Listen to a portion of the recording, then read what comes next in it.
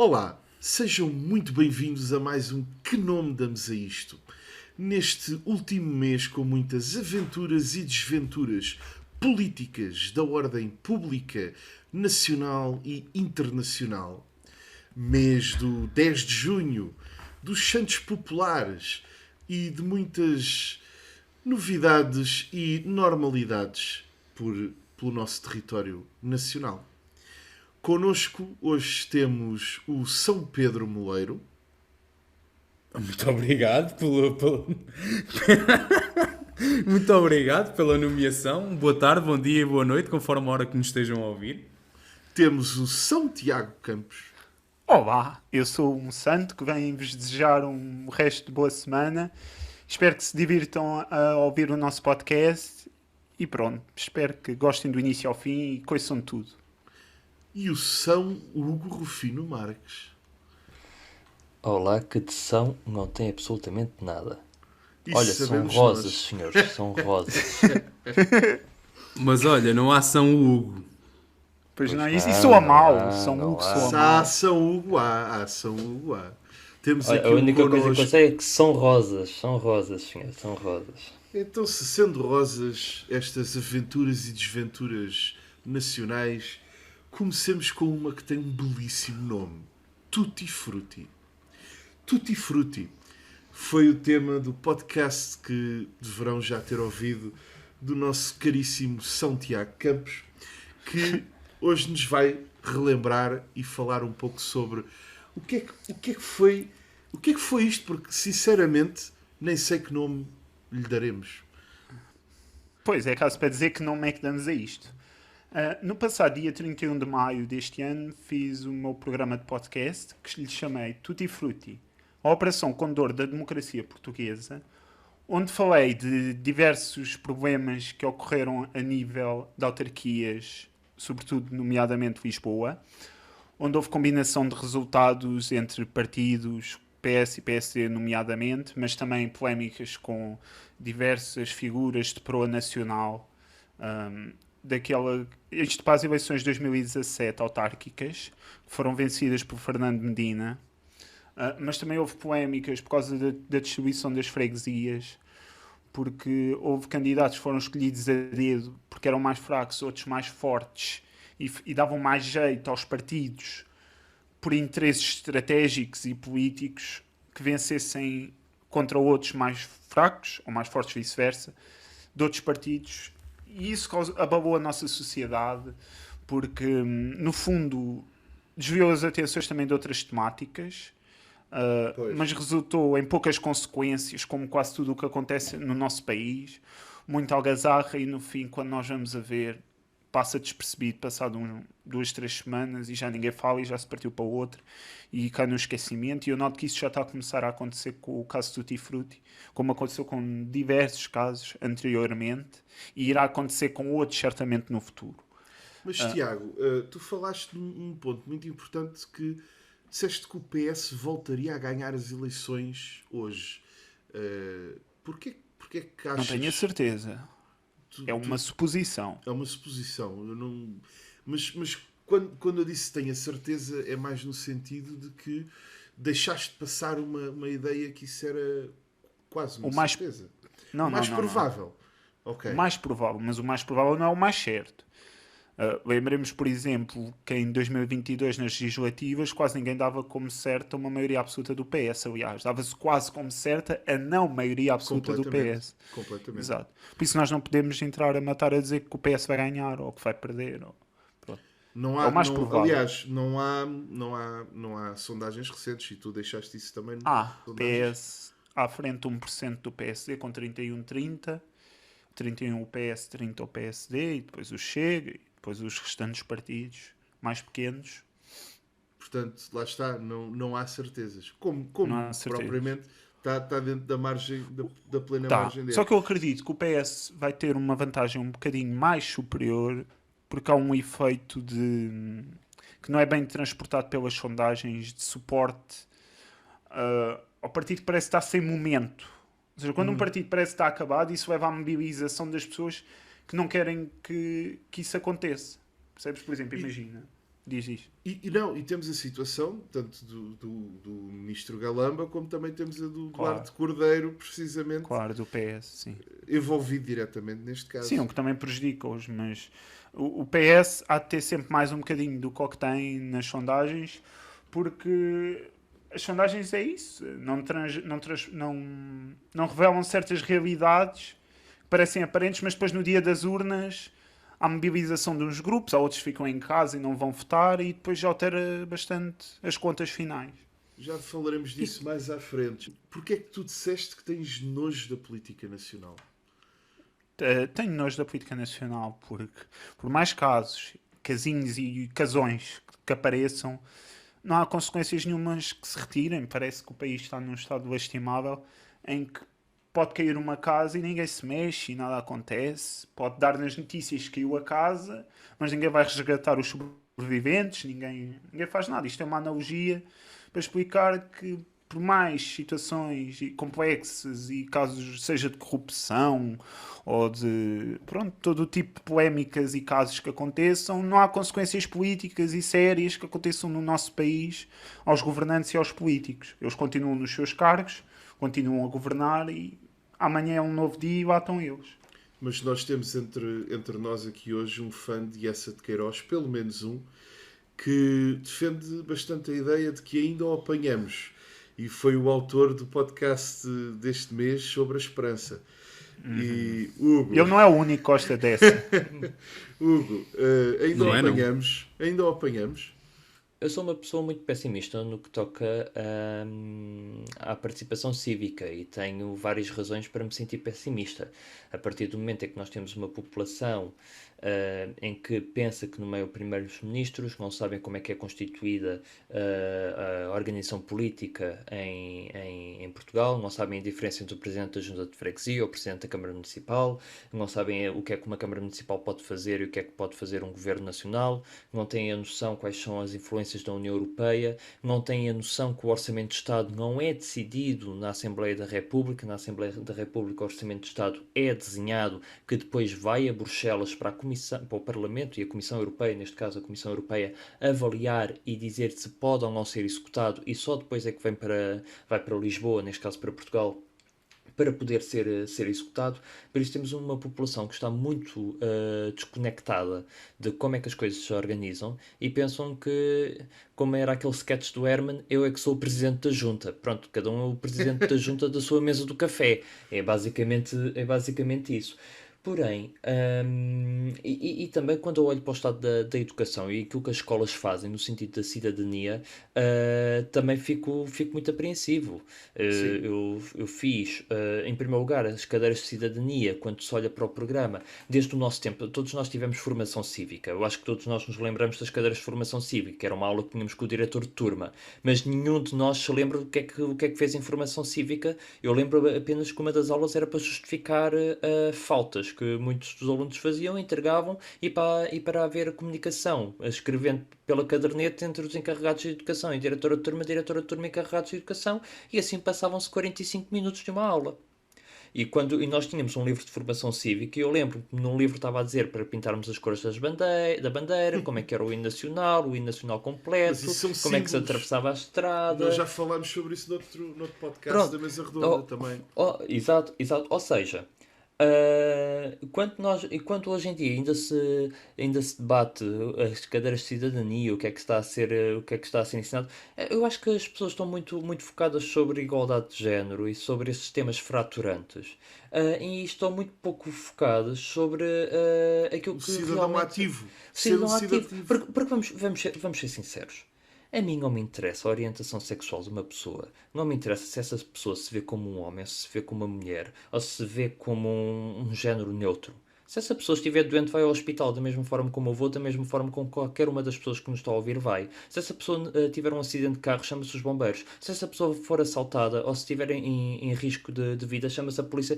Essas pessoas necessitam de coisas básicas. Essa pessoa também necessita de uma casa, essa pessoa também necessita de uma alimentação, essa pessoa também necessita de tudo aquilo de básico com que nós necessitamos. Por isso estamos a perder demasiado tempo a focar-nos se essa pessoa deve ir à casa de banho A ou à casa de banho B, ou se devemos dizer todos, todas ou todos, e muito pouco tempo a focar-nos em criar qualidade de vida para todos nós. Porque, segundo o que tu disseste, Portugal não vive numa democracia. Sim, eu não considero que Portugal viva numa democracia. Por uma razão simples. Não basta votar. Não basta haver eleições para existir democracia. Porque se bastasse haver eleições para existir Isso concordo democracia, plenamente.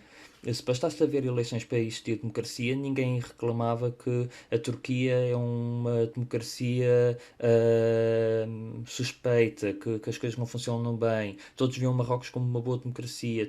Não O basta Estado votar. Novo, como O tu Estado próprio Novo, disseste, como eu disse, exato. O Estado Novo tinha eleições. O Estado Novo não era um Estado democrático. Eu acho que todos nós concordamos todos com isso. concordam.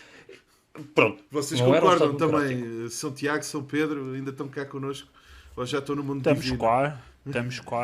Obviamente Aliás, a que- Constituição de 1933 dizia que o Estado Novo era uma democracia, mas depois tinha lá uma expressão qualquer à frente que eu já não me lembro bem, mas a Constituição dizia que era uma democracia, o que, pronto, eles também tinham que fazer comédia com alguma Eles têm coisa. que fazer sempre Sim, isso. sim, sim. Basta A pensar única- nas ex-repúblicas socialistas que eram todas democráticas e Sim, populares. sim. A única É- coisa Aliás, democrática... A única Diz, coisa diz. democrática no Estado Novo foi a queda da cadeira do Salazar. Foi a própria da cadeira que foi democrática no meio disso tudo. Se é que não foi um ofício. Exato. Mas continua, também, não basta as pessoas falarem, por exemplo, terem a liberdade de falar, como nós temos aqui neste momento, para dizer que vivemos em democracia. Não, viver em democracia. O sistema democrático é o sistema mais frágil e mais dispendioso, é muito caro. É esse A o democracia ponto. é muito cara, é mesmo muito cara, é muito frágil e é E muito cara- fácil. Desculpa, Não, mas ca- cara não é só a nível monetário, não é só a nível Não, financeiro. a sua É a nível- manutenção. A sua manutenção é cara. Exatamente. Porque- Por outro olha, lado, cá também é o sistema político cá- mais popular e é isso que joga a favor dela. E Desculpa, olha que há podes muitas chamar ao ditaduras. Há ditaduras também que são bastante caras. Sim, não, aquilo que eu quero dizer que A a longo prazo democracia é são mais cara. Aquilo que eu quero dizer que a democracia é cara é no sentido muito simples. Uma pessoa, quando nasce, não é um cidadão, não se forma como um cidadão ativo. Tem que aprender. Temos que educar. E nós temos que fornecer um conjunto de ferramentas para que a criança que nasça possa vir a ser um cidadão ativo no futuro, bem como depois garantir um conjunto de ferramentas com que as formas de votar, de expressar, de ter acesso à justiça, de ter acesso à saúde, de garantir tudo aquilo que está na Carta dos Direitos Humanos, seja cumprido. E isso tem um custo. Tem um custo monetário, tem um custo de tempo pessoal, através de voluntariados, através de participação ativa. Nós ainda vivemos muito naquela sociedade de não fales, olha, o vizinho está a bater na mulher, pronto, olha, entre marido e mulher não se mete a colher, não fales porque depois os problemas vêm para ti. E Mas isso faz... é o que leva às Já ditaduras. mudou. E- Já mas mudou isso- muito. Mas esses Sim, mas- comportamentos levam às ditaduras. E Exato, também exato. a ausência de cidadãos ativos cria o clima para se formarem ditaduras, que não existiria de outra forma. Exato, E não é mas, só mas- isso, eu mas acho que- um dos problemas que eu verifico neste momento é que as pessoas em Portugal, só por votarem, pensam que estão a viver numa democracia. Não E sei grande se é parte por delas isso. não vai votar, grande mas- parte delas não se vê representada. Outra perdem a esperança no sistema ou deixam de acreditar Mas- no sistema mas, Hugo, democrático em si mas, e Hugo, também não se organizam. Tens uma questão mais preemente que tu mencionaste de sobreviver ou não numa democracia. A partir do momento em que vivemos numa democracia em que se vê, e agora falo também a nível europeu, do evento em que tiveste esta semana, e no qual mencionaste a questão do racismo contra russos, contra Sim. cidadãos russos. Sim. O que é que tens a dizer mais sobre isso? Bem, só para dar aqui Muito um brevemente. contexto muito breve, no dia 9 e 10 de junho estive presente no European Youth Event, que acontece de 2 em 2 anos, onde se reúnem jovens, não só da União Europeia, mas do mundo todo, reúnem-se em Estrasburgo. Eu estive em Estrasburgo no Parlamento Europeu e onde se acabam por debater vários temas. Eu entrei no Parlamento Europeu como um eurocético e confesso que quando eu saí de lá, depois da minha experiência lá, eu reforcei o meu eurocetismo. Por isso, basicamente foi isso. Foi um evento que dizem que é um evento para jovens, mas aquilo não é um evento que querem ouvir os jovens. Aquilo é um evento em que os jovens têm que ouvir o que é que os adultos estão lá a dizer. Mas e especificamente esse episódio... e especificamente quanto ao episódio do racismo. Então, eu estava em pleno hemiciclo, aquele hemiciclo que todos veem, onde tem a presidente da Comissão do Parlamento Europeu, estava aí, e num debate sobre a voz da União Europeia no mundo global. Ou seja, qual era a posição da União Europeia para com o mundo global. E quanto a uma intervenção feita por uma rapariga ucraniana que não estava sentada no hemiciclo, estava nas galerias, foi dada a palavra, não sei porquê, porque ela nem estava inscrita, estava nas galerias. Certo. Queixaram-se que a União Europeia não estava a fazer nada quanto a um tema que de facto é muito sério, que é o número de crianças e mulheres que acabaram por, no conflito existente entre a Rússia e a Ucrânia, acabaram por desaparecer e irem parar a sites de exploração sexual. E serem vendidas nesse sentido. E o vice-presidente do PPE, do PP, neste caso Partido Popular Europeu, chegou a dizer em pleno hemiciclo que ele ficava muito contente em saber que não era permitido aviões civis russos a voarem no espaço europeu, que as sanções estavam a ser realizadas e que ele não queria que houvessem russos a andar nas suas ruas. Também altamente Isso é grave. gravíssimo. Isso Também é gravíssimo. altamente grave, Sara Mathieu, que estava lá presente, Sara Mathieu, que trabalha em questões de segurança, também é uma eurodeputada, que disse que a única forma de haver paz é fazendo o que a Ucrânia decidir fazer. Ou seja, se a Ucrânia decidir que no Tratado de Paz deve haver o território de Kiev a Moscovo, é esse que tem que ser a paz que a União Europeia aceita. Ou seja, a União Europeia não está a trabalhar para a paz, está a trabalhar para a guerra.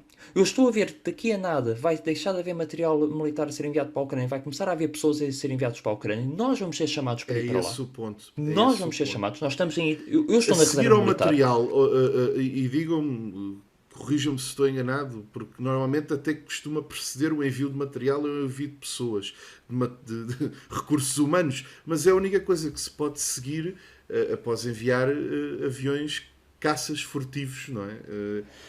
Sim, se é tu muito deixas grave, se as é pessoas muito começam a grave morrer para e onde tu o deixas de ter conflito pessoas pode para lutar, escalar.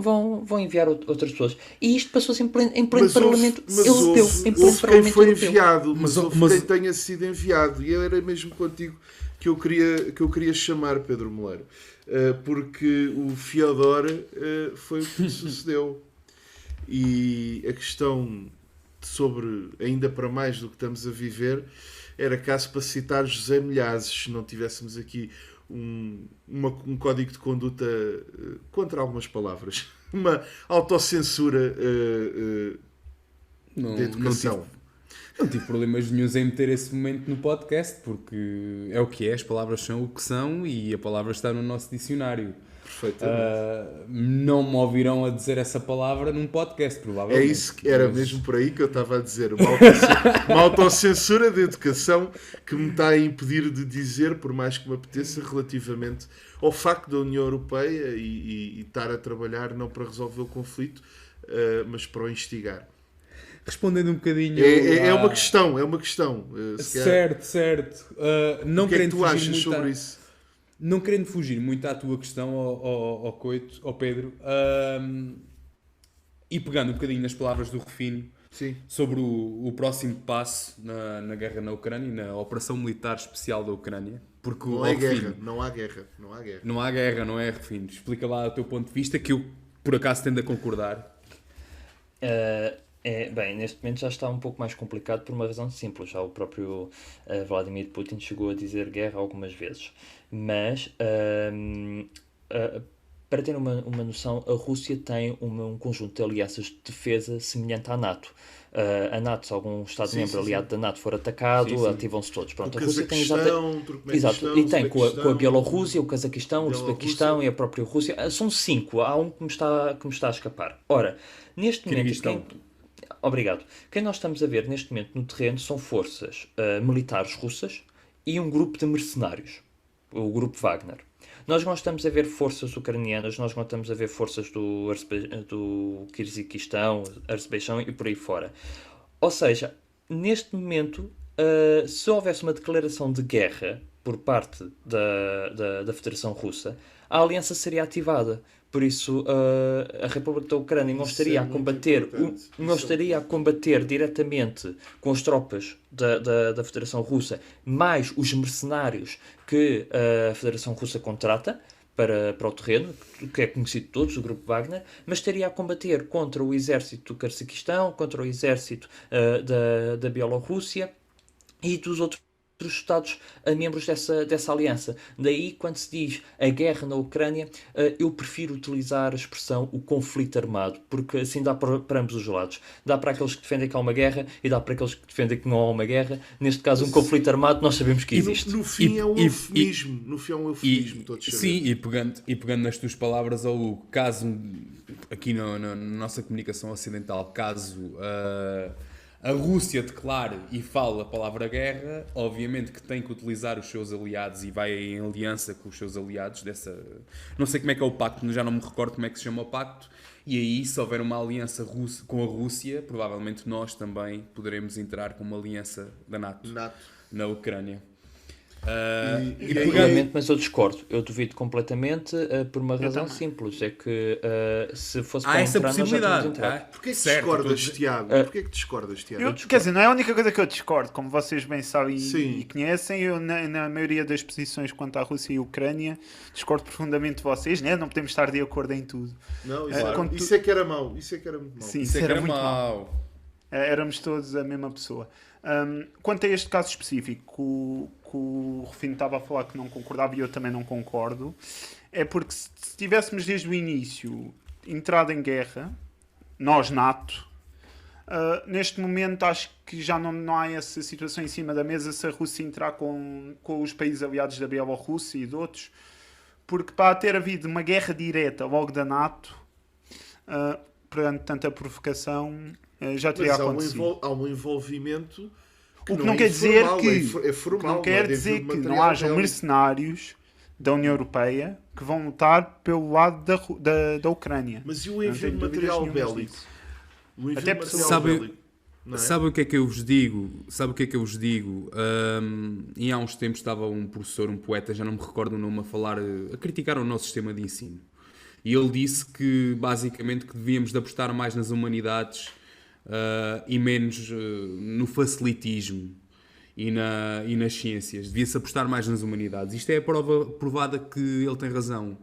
Porque a história não se repete, a história não é cíclica, mas todos nós formos ver a história... Mas se formos ver, exatamente, mas rima. Há se formos ver há padrões. Todos nós sabemos minimamente como é que foi a Guerra Civil em Espanha. Sim. E à altura da Guerra Civil em Espanha. Se não estou em erro, foi 36, 39. Exatamente. E o Guernica. Exatamente, acertaste.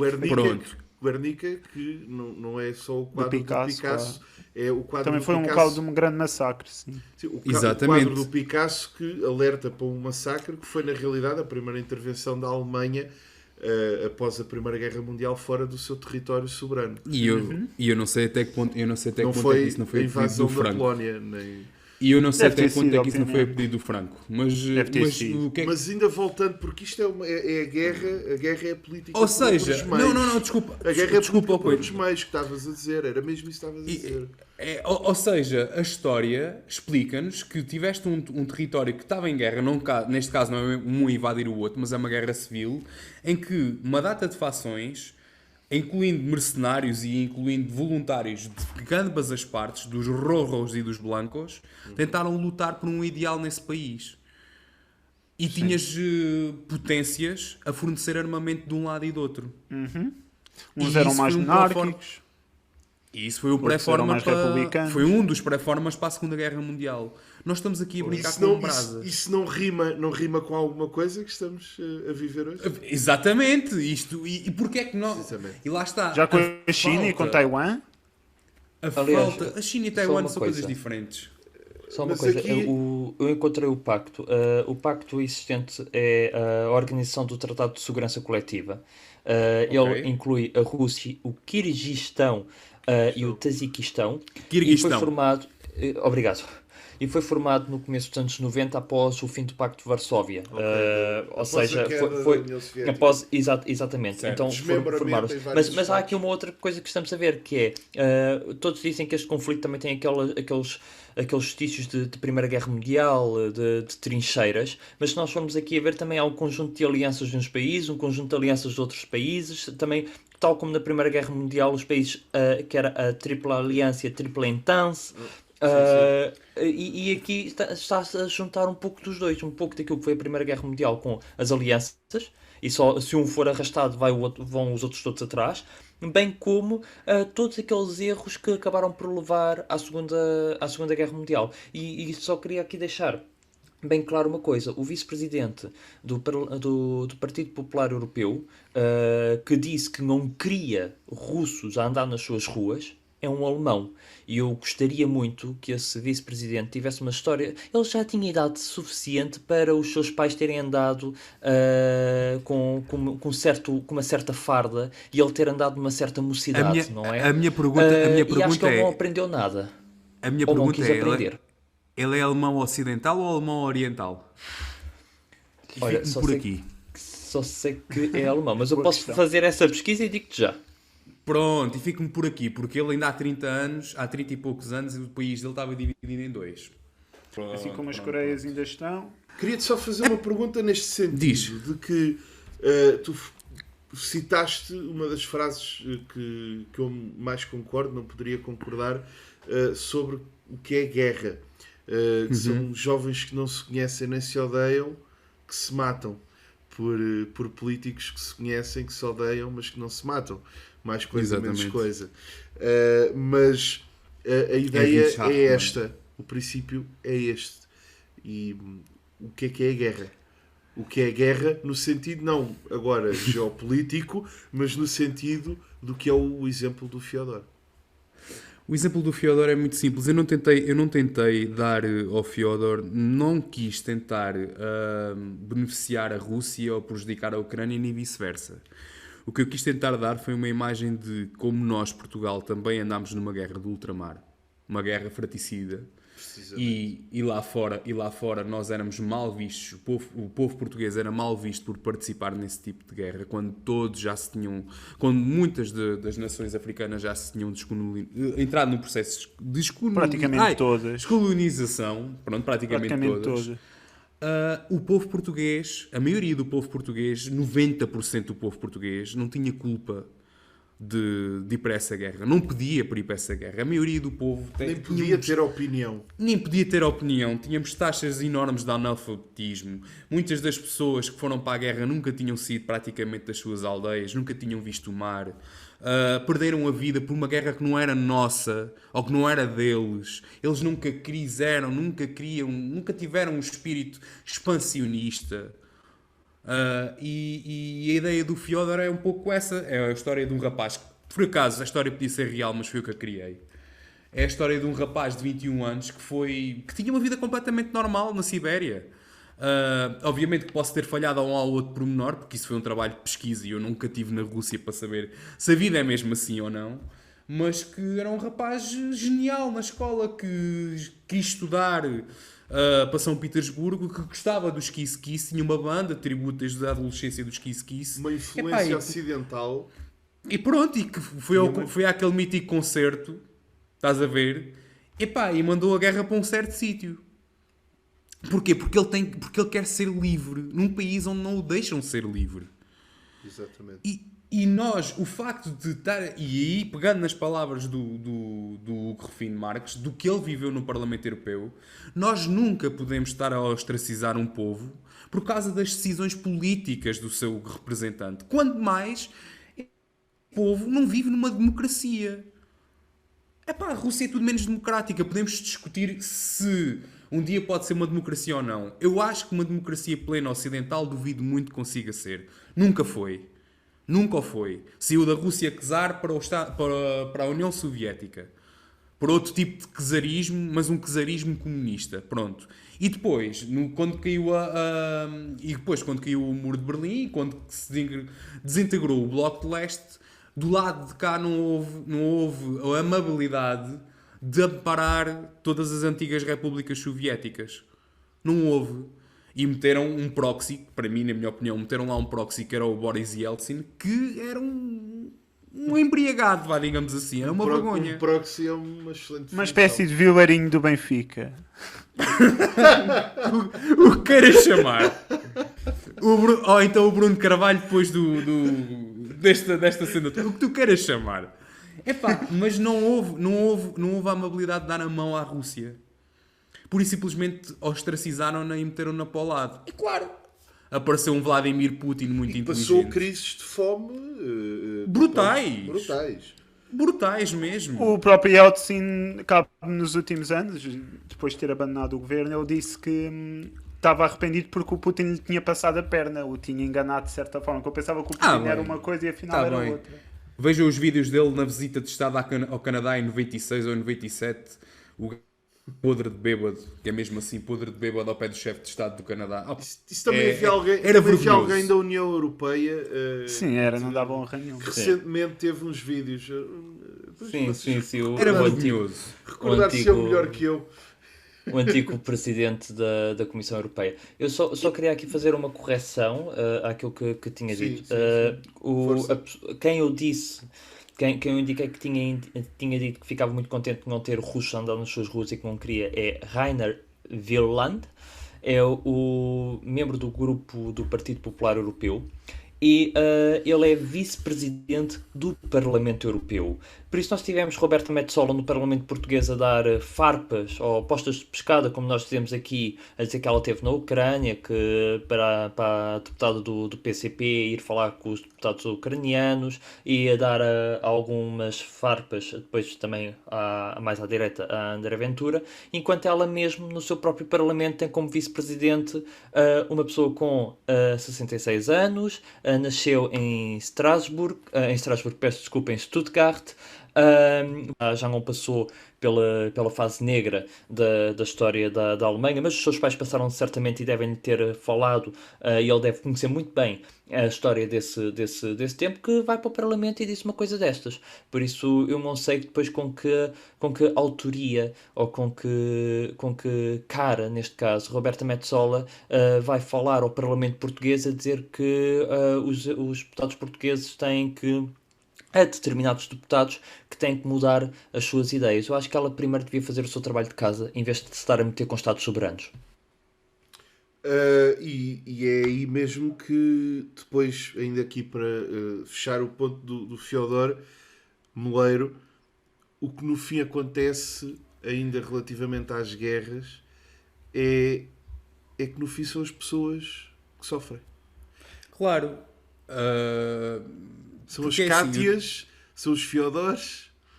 Exatamente, é Anastácias, somos todos nós, ou seja, a ideia do podcast não era fazer um podcast a Cátia foi pouco mais ao contrário.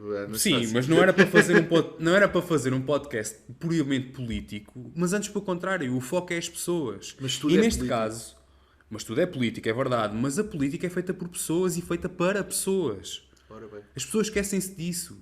E o foco foi a pessoa. Neste caso foi o Fiodor, como podia ser outra coisa qualquer. E também tive o cuidado de... Nós temos a máquina ocidental, nós temos acesso à máquina ocidental. Foi-nos vetado o acesso à máquina de propaganda oriental, de leste. Nós não temos acesso à RT, ou pelo menos temos na internet, mas já deixámos de ter na televisão. E nós estamos aqui na propaganda do ocidental. Serão esses valores democráticos? A partir do momento que dizemos que estamos a lutar por valores democráticos, em que cortamos a RT? Não é? Por exemplo, não creio. É assim, eu sei que daquele lado há muita propaganda, mas também há deste lado. E nós estamos a ser bombardeados há ano e meio. Propaganda com um nível que nunca existiu recentemente. De cortarem canais de televisão. Exatamente. E nós estamos a ser bombardeados há um ano e meio por comentadores atrás de comentadores com uma excitação brutal de uma putativa Terceira Guerra Mundial. Foi o que eu disse no podcast. Muitos deles que nada percebem de de militarismo, nada, zero. Conflito, Opa, geopolítica. Aparecem comentadores que às vezes dizem, literalmente. eu vou-vos dizer... de onde é que aterrou este extraterrestre? Eu vou-vos dizer uma coisa. Eu uma vez estava a ver... Eu acordo relativamente cedo. Eu levanto-me às 6h30 da manhã e estou a tomar um pequeno almoço e estou a ver a SIC Notícias. E há um comentador que é o Germano Almeida. A comentar a guerra na Ucrânia. E eu passado uns tempos... Estava a ver o canal 11 e estava a ver o sorteio da Taça de Portugal. Isto não tem nada a ver, mas pronto. Quem é que estava a fazer o sorteio da Taça de Portugal? Germano Almeida. Depois estive a ver, ele é o chefe de comunicação, ou tem lá um tacho qualquer na Federação Portuguesa de Futebol. Mas também sabe guerra na Ucrânia. Sabe tudo, o homem é o sabe homem tudo. completo. Estás a perceber? Se calhar o homem nem foi à tropa. Mas pronto. Mais provável. Nem ao dia da defesa. Se calhar nem ao dia da defesa. Nos comentários ele faz finta e marca gol. Pronto, e para chegar à conclusão de que e já não me alongo muito mais, não se fala neste momento nas televisões de acabar com a guerra. Fala-se em reforçar com armas a Ucrânia e tentar travar a Rússia. E sanções. E neste momento esqueceu-se cortar o espaço aéreo. Exatamente. Tudo isso só aumenta... e todos nós esquecemos... Desculpa, Pedro. Claro. E todos nós esquecemos... E todos nós esquecemos de um acontecimento que se passou esta semana e que todos nós, aqui nos nossos meios de comunicação social, pouco ou nada se falou. Talvez falou-se na RTP, no Público e ponto mais, que foi o encontro de Vladimir Putin com 4 presidentes da União Africana, em que esses presidentes, antes de contactarem o Vladimir Putin, também contactaram Volodymyr Zelensky para encontrar uma solução de paz e para que defendam, obviamente, os direitos de África. E o presidente da África do Sul disse que também tentou contactar Volodymyr Zelensky para esse tipo de encontro e disse que Volodymyr Zelensky tinha rejeitado a proposta da delegação africana, denunciando tratar-se de uma estratégia orquestrada por Moscovo, quando as forças da Ucrânia procuram desenvolver uma contraofensiva. Estou a ler do JN. Que outros países é que estavam para além da África do Sul? Quais eram os outros países? Eram 4. Os países eram o Senegal, são os principais países. O Senegal, era a África do Sul, a Zâmbia, são um dos principais. E a Comoros, porque Comoros é que está com a presidência da União Africana neste momento. Eu vi a notícia sobre isso. E se virmos as declarações do presidente da África do Sul, ele basicamente disse: a guerra já chega. Já chega da guerra. Nós temos Mas a União Europeia, a Ucrânia não quis interligar-se e relacionar-se com os africanos nesse caso específico. Nada, zero. Não quis. Eles quiseram fazer. Estes 4 países da União Africana tentaram reunir-se primeiro com Volodymyr Zelensky e depois com Vladimir Putin. Obviamente que Vladimir Putin foi, porque a Rússia sempre teve um papel muito importante desde os tempos da União Soviética em África. Pronto, e a parte interessada nisto. Obviamente, como quem diz, posso dizer só uma coisa mais? Sim, claro. Houve outras ocasiões anteriores, com outros países, que a Rússia por acaso não participou porque não quis. Como também a Ucrânia não quis. Ou porque não podia. Sim, mas não há uma coisa que tenha sido sempre uma posição vincada. Neste caso, por acaso quis, e quem não quis foi a Ucrânia. Mas houve casos no passado que não foi bem assim. Mas a Rússia sempre teve muito poderio ideológico, até se por exemplo, com o Brasil, que na altura a Rússia não quis reunir-se com o Brasil e com outros países. Agora as ligações estão muito próximas. Mas Volodymyr Zelensky Volodymyr Zelensky não se quis reunir por causa desse tipo de argumento. Basicamente, o que é que o presidente da África do Sul, pronto, que é um dos BRICS, não nos esqueçamos disso, é um dos BRICS, disse, vou citar, é do nosso interesse comum que esta guerra termine.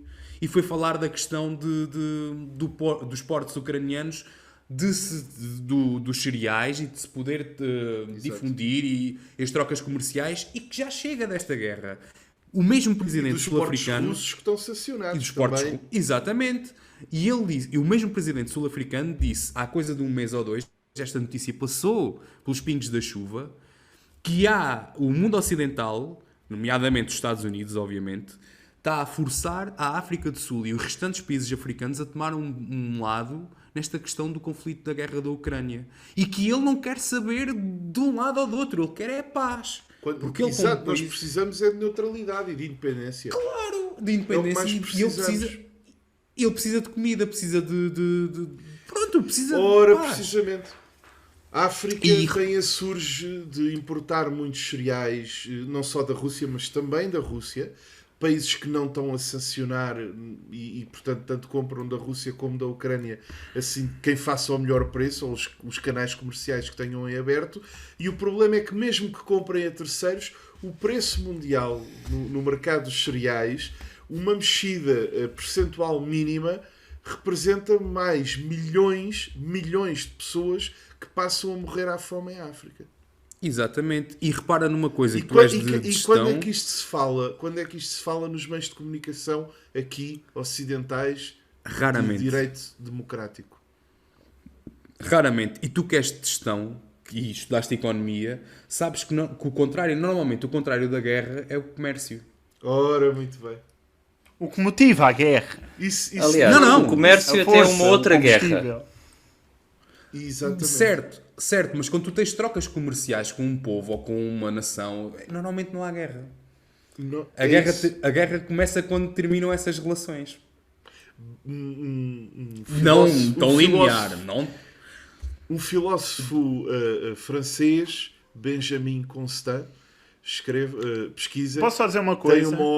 Tem uma obra fundamental sobre agora isso. O que o Pedro Moura disse. Espera. Diz, Tiago, eu estava só a citar... Ia só complementar, porque agora lembrei-me de um caso específico, que é a Venezuela.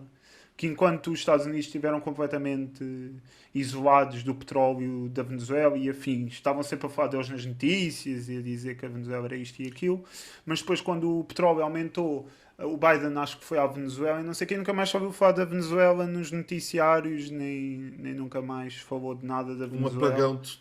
Um apagão total, porque agora já acho que reataram as relações de petróleo entre os dois países. E sabes o que é que eu digo? É preciso haver estes países, e vou meter muitas aspas nisto, de terceiro mundo, com muitas aspas, que eu não concordo com isto, estes países subdesenvolvidos darem uma lição ao mundo ocidental que é tão desenvolvido e tão democrático. Por exemplo. Precisamente.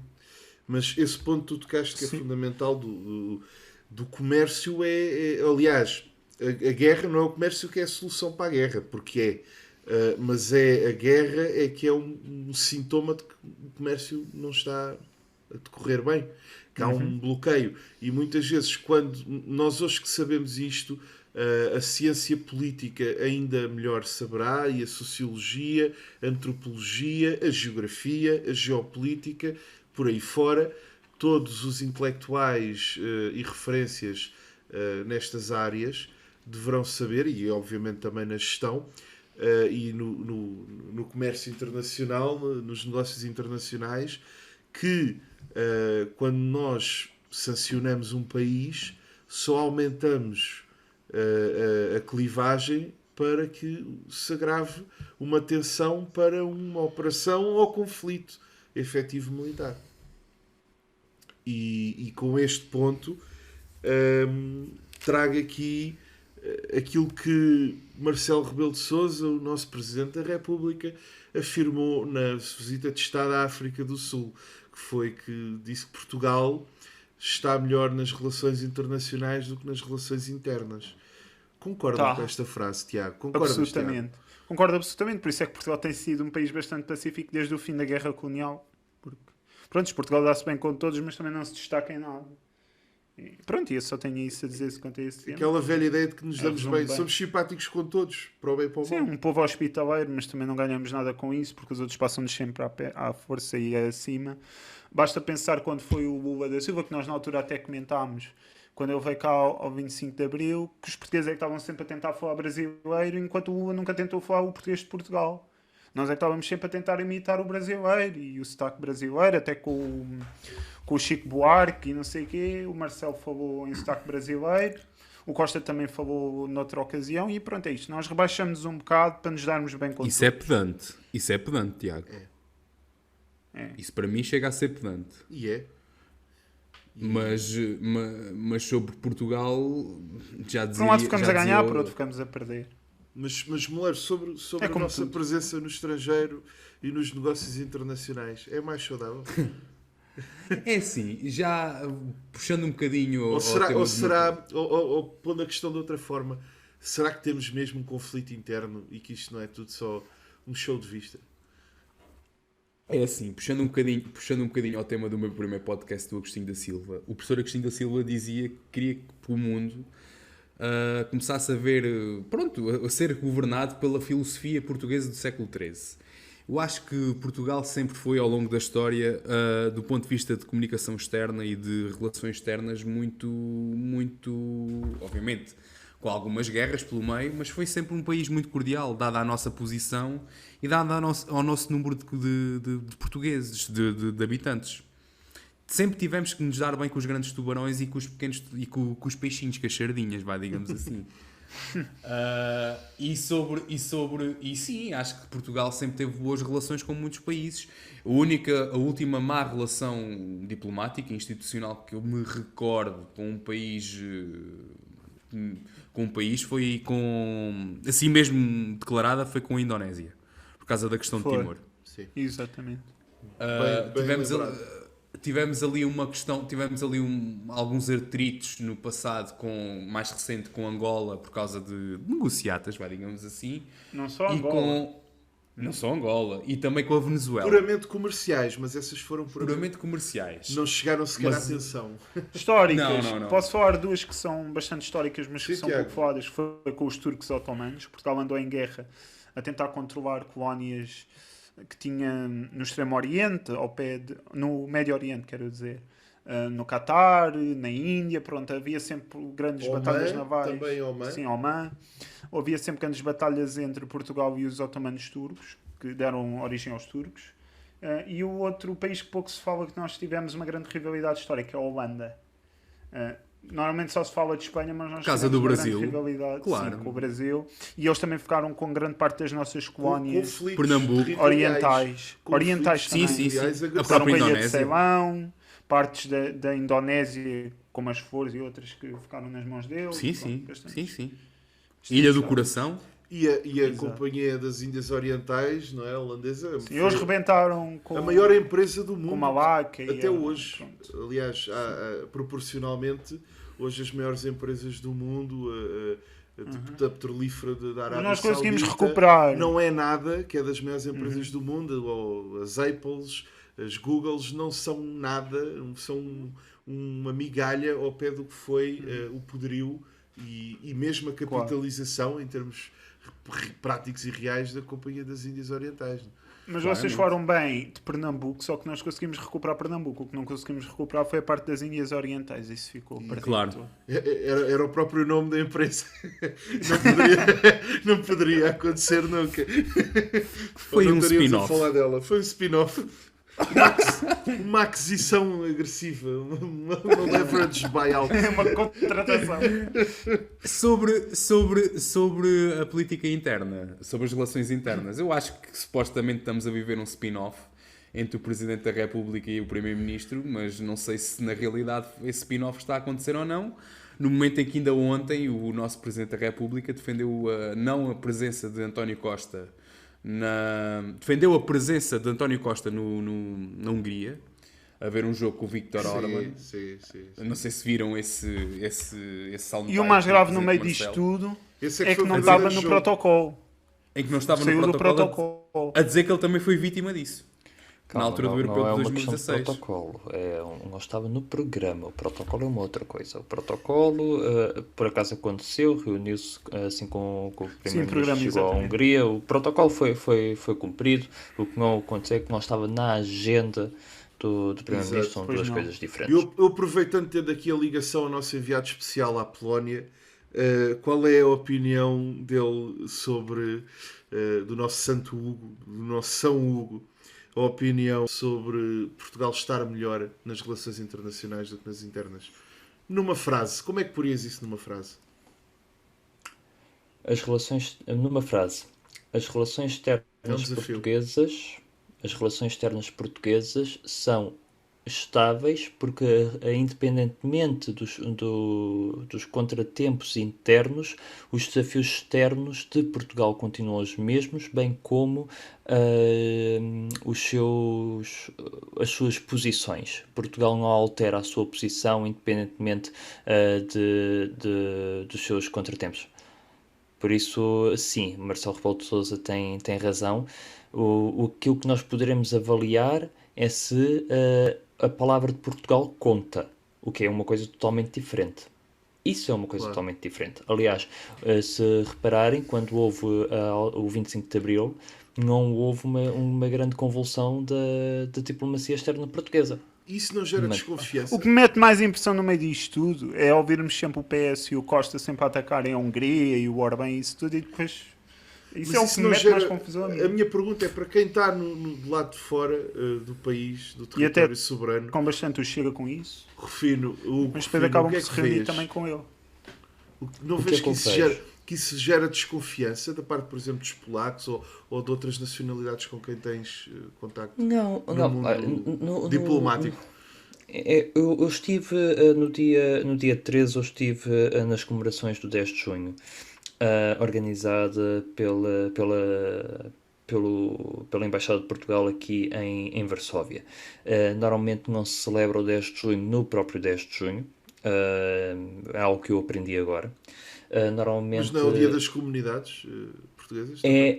Mas normalmente o corpo diplomático faz a festa oficial do corpo diplomático, onde convida os restantes membros Sim. dos outros corpos diplomáticos, bem como a comunidade, em dias diferentes. Porque se E- calhar no dia 10 é feriado. Se calhar... Neste caso, o dia 10, assim, em primeiro lugar tens essa, o dia 10 é feriado e o território onde se encontra a embaixada é território português, independentemente de estar aqui em Varsóvia, aquele território é português, segundo a Convenção de Viena. Mas também porque de facto foi um sábado, o 10 de junho este ano, e normalmente convida-se o corpo diplomático, os corpos de missão diplomático dos outros países. Por isso, quando eu estive na comemoração do 10 de junho, tanto estava eu como outros cidadãos, donos de lojas, pessoas que trabalhavam em call centers, pessoas que trabalhavam no setor financeiro como eu, como também estava o embaixador da Estónia, o embaixador da Hungria, o embaixador da Áustria, estávamos todos no mesmo local, todos a celebrar o 10 de junho. É também uma forma de haver localmente um estreitar de relações entre os diversos corpos diplomáticos. Mas a Aqui questão, na Polónia, a questão era Polónia, sobre como é que somos vistos. como é que nós somos vistos? É assim, aqui na Polónia, isso vai mudando de país para país. Até 1900, desde 1939 até 1975-76, Portugal não teve representação diplomática na Polónia. Foi um apagar completo da história. O último embaixador de Portugal em Bem, 1939... de 39 pelo menos até 44, 45.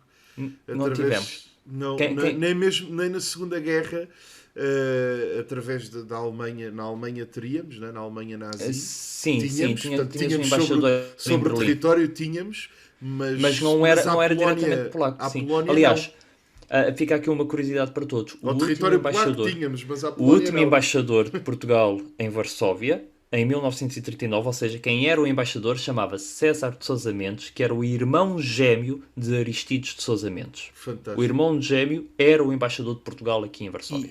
E teve algum fim triste ou Não. sofreu represálias? Não sofreu represálias nenhumas, ao contrário do irmão, e foi o primeiro diplomata a passar um salvo-conduto a um cidadão polaco, neste caso uma cidadã que era a sua secretária, porque na ida para Portugal tinham que passar pelo território ocupado. Eles saíram da Polónia, foram para a Estónia ou Letónia, foram para os Bálticos, e depois daí ele próprio escreve ao Ministério dos Negócios Estrangeiros dizer que ele, enquanto embaixador, fez um salvo-conduto para a secretária, porque ela era polaca e tinham que passar território alemão, e ela estaria em perigo nesse sentido. E ele próprio, há histórias que dizem que ele próprio abriu as portas. A Embaixada de Portugal foi bombardeada, mas a residência oficial não, e ele estava na residência oficial quanto o bombardeamento. Eu já fui várias vezes à residência oficial, infelizmente é um palácio que está abandonado, não pertence a ninguém, e acho que Portugal poderia recuperar esse palácio. É um palacete lindíssimo e que ele próprio abriu as portas desse palacete e recolheu e chamou as pessoas para irem para a cave para proteger dos bombardeamentos. Essa foi uma parte de Varsóvia que acabou na altura por não ser bombardeada. Por isso, sim, há uma história muito interessante de César de Sousa Mendes que ainda está por ser descoberta. Mas lá está, esta pausa temporal das relações diplomáticas fez também com que, e depois temos a questão do Muro de Berlim e este bloqueio da informação do Sim, Ocidente, etc., mas fez até com que, hoje, com que até houvesse, hoje- até hoje, o que é até Portugal hoje- aqui na Polónia? Portugal aqui na Polónia é quem tem o Biedronka, é a Jerónimo Martins. Portugal aqui na Polónia começa já a ser O o local de Milénio. alguns Erasmus. Temos o É o Milénio, Milénio. sim, o Milénio. Começa a ser também aquele local onde podem ir passar umas férias interessantes. É Fátima, a parte mais religiosa, ainda é uma população, fora dos grandes centros, ainda é uma população muito religiosa. Dentro da Europa mas não é, Oriental, acho. Desculpa. Dos países não do é Leste, nada acho que é o mais. país mais católico. Confirmas, refino. De longe. A Igreja Católica era uma, Sim, a era uma Igreja- forma de resistência. Sim, Sim. sim, A União Soviética. aqui é muito Era um importante a mecanismo Igreja Católica por causa a Até do Igreja Papa. Católica era, exato, olha, era o movimento das forças, o nosso MFA, O nosso MFA. aqui era com padres, vá, por assim dizer. Aliás, ou o nosso Partido Comunista, no momento, não é? Pronto, Era verdade. Quando eles Pronto, estavam no domínio, Era o Partido no Comunista domínio contra o comunista. Partido Comunista Deus. pronto, não, mas de Fazia facto a Igreja visitas- fazia tem, visitas a leste. a Igreja tinha e teve um papel muito, muito ativo e muito importante no processo de democratização e da independência da Polónia.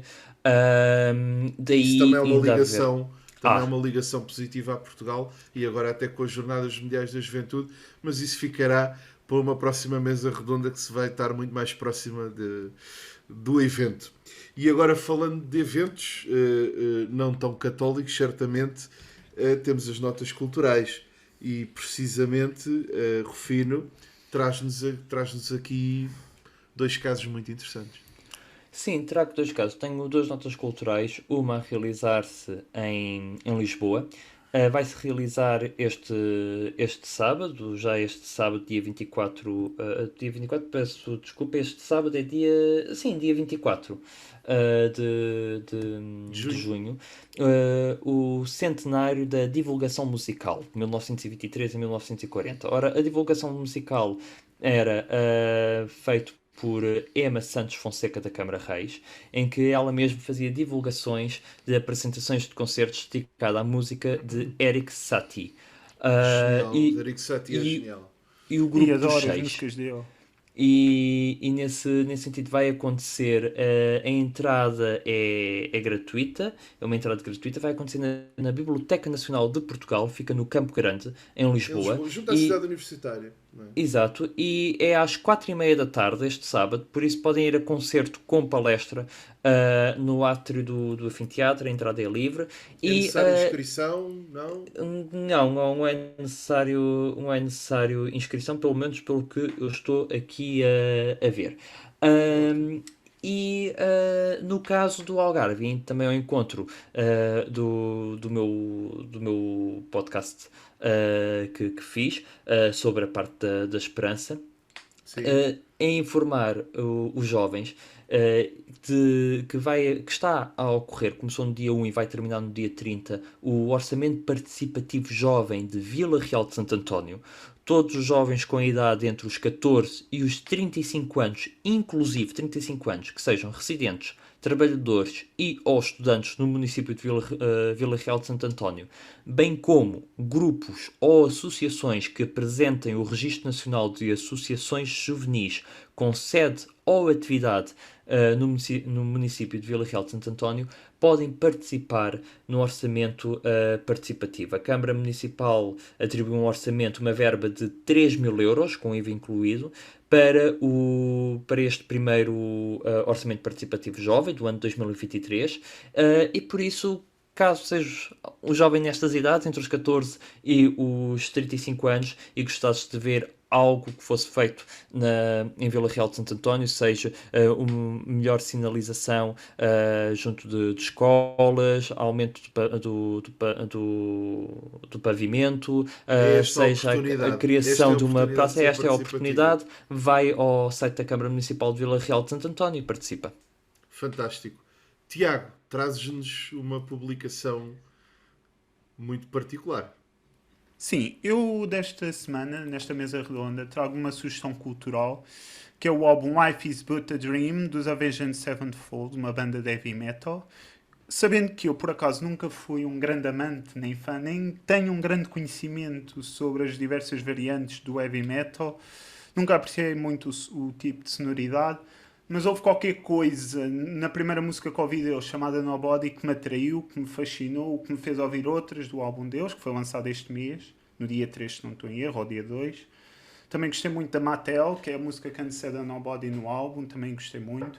Gostei da Cósmico. Há 2 ou 3 que eu ainda não ouvi, porque não ouvi o álbum do início ao fim, fui ouvindo faixas e despertou-me alguma atenção, porque, pronto, é uma coisa que eu não costumo mesmo ouvir. Podemos dizer que este álbum é avant-garde, porque não é um estilo de metal muito tradicional. Eles não são muito tradicionalistas, Tiago, dentro do heavy metal. Pois não. Por isso mesmo, se calhar, discorrem mais no metal. O teu gosto também, por ser claro. Uma fusão. É uma coisa diferente, sim. Pronto, e acho que é a minha sugestão semanal. Excelente. Mensal, neste caso. Excelente. Vou ouvir. Para ser Vamos diferente. todos ouvir. Sim. Moleiro, São Pedro, traz-nos também, na área musical, recomendações sempre excelentes. Obrigado. Estás-me a dar uma responsabilidade porque São Pedro é o santo dos céus. E foi o primeiro Papa. Eu não sou santo de certeza, portanto só podes ser tu. Eu também não. Mas Primeiro e último, nunca mais houve um Pedro. É verdade. Dizem que é com São Pedro II que vai acabar a igreja. Será que és tu? Eu não sou de certeza, mas pronto. Aqui não há segundos, aqui só há primeiros, acho que sim. Bem, eu queria recomendar 2 coisas. A primeira é o 11º álbum dos Foo Fighters, But Here We Are, que é um álbum importante porque foi lançado após um ano após a morte de Taylor Hawkins, o baterista da banda, que faleceu de overdose há precisamente um ano, mais coisa menos coisa. E que conta com músicas que eu acho que são reminiscências de antigas sonoridades dos Foo Fighters. É um álbum de regresso às origens, digamos assim, e recomendo sobretudo os temas Wonder You, o Show Me How e o The Teacher, que são malhas brutais e que já não ouvia se calhar com tanto entusiasmo um novo álbum dos Foo Fighters desde o Wasting Light de 2011. Também queria divulgar e recomendar o festival Dançarão, que é um festival de dança, de baile, digamos assim, que vai ocorrer na aldeia da Ortiga, no município de Mação, a aldeia do meu pai, digamos assim, que fica ao pé da barragem de Belver, muito conhecida pela lampreia.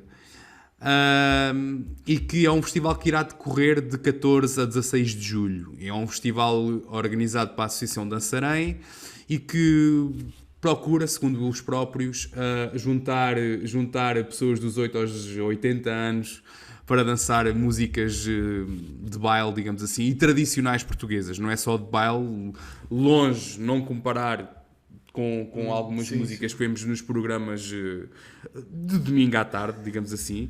Não tem nada a ver. Infelizmente já é da semana toda à tarde. Infelizmente é da semana toda à tarde. Não, vão anunciar bandas como Sebastião Antunes e Quadrilha. Para quem conhece, é uma banda que pega nas raízes tradicionais portuguesas, no folclore tradicional português, e reinventa-os, fazendo uma fusão com outras sonoridades como o rock. Muito interessante. Folk e Balboa, os espanhóis Zaror e o do Camano e Meixeiras. E sim, e também vem um grupo de belga que é o Laloy Letron. Não conheço. Vai ter também oficinas de yoga, de zumba, danças ribatejanas, porque o município de Mação já é um município considerado da Beira Baixa, mas está no distrito de Santarém, é uma zona de transição. danças ribatejanas, galegas, bascas, salsa, forró.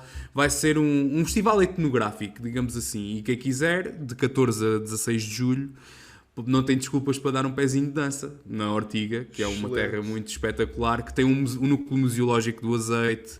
É uma terra que gosto, que tem uma vista brutal para o Tejo, tem uma praia fluvial, quem quiser ir tomar banhinho na barragem de Belver, Já que na está minha na opinião é a época. barragem da Ortiga, já está na época. É muito bom. E saiam das Excelente. grandes cidades. Excelente. Saiam das grandes Excelente. cidades. Conheçam o roam osso do nosso país. O nosso belo país, que tem O nosso belo tanta país. variedade, diversidade É e verdade. qualidade. E é assim verdade. que nos despedimos de mais um podcast no fim de tantas discussões geopolíticas, existenciais e até mesmo filosóficas que realizámos em parceria com o jornal Postal do Algarve e que o Europe Direct do Algarve também. E é caso precisamente para dizer que nome damos a isto. Até para a semana. Nome damos a isto?